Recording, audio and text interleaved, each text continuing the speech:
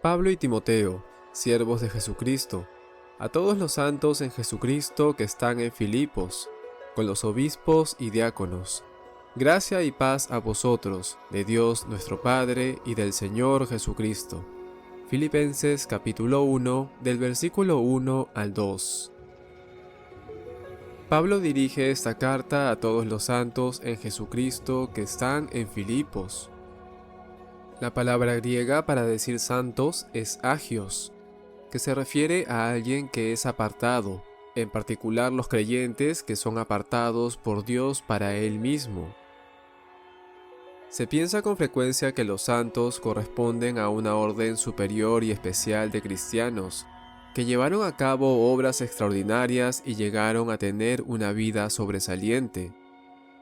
En el sistema católico romano, los santos son personas reverenciadas y canonizadas después de su muerte de manera oficial en virtud del cumplimiento de ciertos requisitos.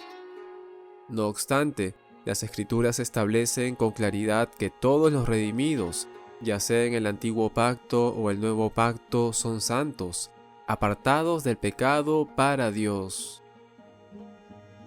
Cuando Dios le ordenó a Ananías imponer sus manos al recién convertido Saulo para que éste recobrara la vista, él respondió: «Señor, he oído de muchos acerca de este hombre, cuántos males ha hecho a tus santos en Jerusalén». Y unos versículos más adelante Lucas escribió diciendo: «Aconteció que Pedro, visitando a todos, vino también a los santos que habitaban en Lida».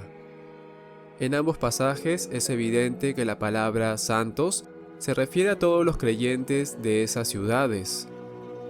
El hecho de que Pablo incluso se refiriera a los creyentes mundanos e inmaduros de Corinto como santos revela sin duda alguna que no había relación del término con el carácter o la madurez espiritual. A ellos escribió diciendo: «A la iglesia de Dios que está en Corinto, a los santos en Cristo Jesús, llamados a ser santos con todos los que invocan en cualquier lugar el nombre de nuestro Señor Jesucristo, Señor de ellos y nuestro». Al igual que todos los creyentes, los cristianos de Corinto no eran santos por su madurez espiritual, sino porque eran llamados a ser santos, una referencia a su llamado a la salvación. Todos los creyentes son santos, no porque sean justos en sí mismos, sino porque lo son en el Señor Jesucristo, cuya justicia les fue impartida.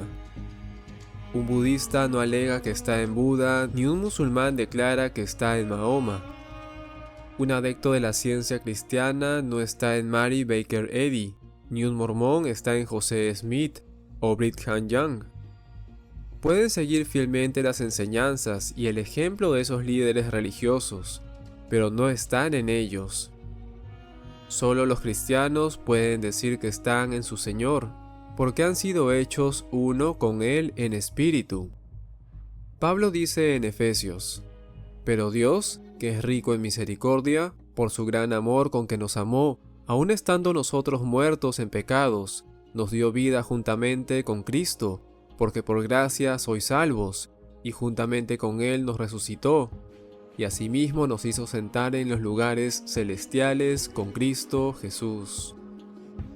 A los Gálatas les dijo: «Con Cristo estoy juntamente crucificado, y ya no vivo yo, mas Cristo vive en mí».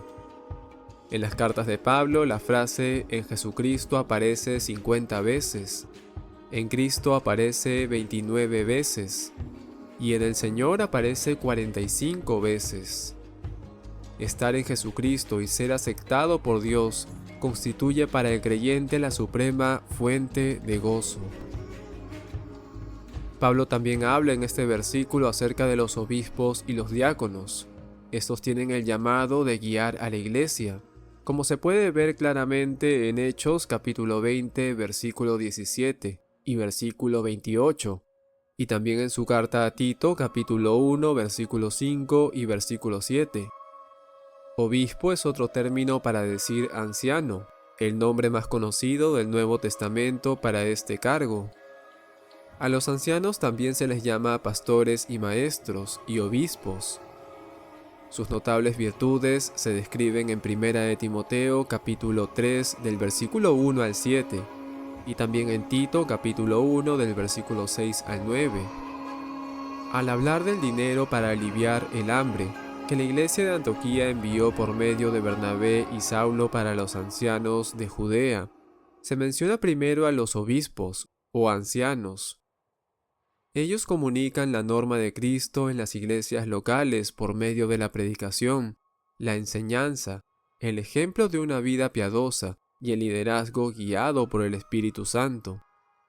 Si bien el papel que desempeñan es principalmente un servicio práctico, más que la predicación o la enseñanza, los diáconos deben cumplir con las mismas normas elevadas a nivel espiritual y moral que los ancianos.